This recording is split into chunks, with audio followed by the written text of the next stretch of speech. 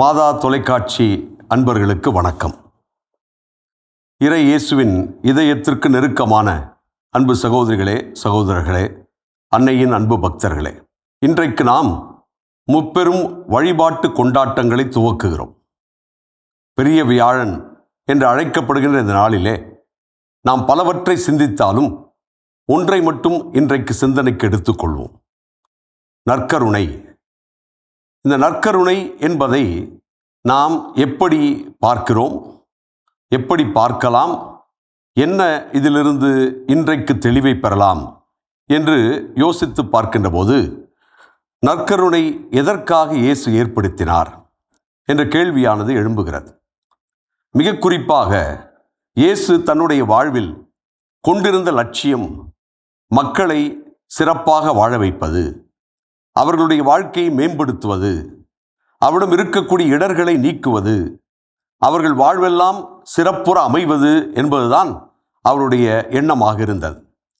இந்த எண்ணத்தை எப்பொழுதும் மக்கள் கொண்டிருக்க வேண்டும், தன்னுடைய பிரசன்னம் அவர்களோடு இருக்க வேண்டும், அவர்களுக்கு இந்த தெளிவு தொடர்ந்து வர வேண்டும் என்று யோசித்ததன் விளைவுதான் நற்கருணையை ஏற்படுத்தியதற்கான காரணம் என்பதை புரிந்து கொள்ளலாம்.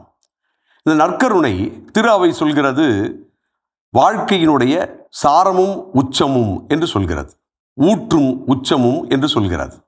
ஏன் இதை ஊற்றும் உச்சமுமாக திரு அவை பார்க்கிறது என்று சொல்லி சொன்னால், இயேசுனுடைய கனவு இறையரசு என்றால் அந்த இறையரசை நிலைநாட்டுவதற்கு தொடர்ந்து நாம் உழைக்க வேண்டும் என்றால் இறைவனது பிரசன்னமும் இறைவனது வார்த்தைகளும் இறைவனது செயல்களும் நம்முள் இருந்து செயல்பட வேண்டும் என்பதுதான். அப்படி செயல்படுவதற்கு நமக்கு தேவைப்படுகின்ற ஆற்றலும் சக்தியும் வழங்குவது நற்கருணையாக இருக்கிறது. அதனால்தான் அது அடிப்படையாகவும் இருக்கிறது, உந்துதல் சக்தியாகவும் இருக்கிறது. நாம் இறைவனோடு இணைந்து இறைவன் விரும்பிய இந்த இறையரசை கொண்டு வருவதற்கு நாம் முழுக்க உழைப்பதற்கு இறைவன் உந்துதல் சக்தியாக இருக்கிறார் என்ற உணர்வுதான் நற்கருணை ஊற்றும் உச்சமுமாக இருப்பதாக திரு அவை நமக்கு உணர்த்துகிறது. அதே போன்று இந்த நற்கருணை என்பது நாம் நம்முடைய வாழ்க்கையில் எதை நினைத்து பார்க்க வேண்டும் என்பதை மறுபடியும் நினைவூட்டுகிறது.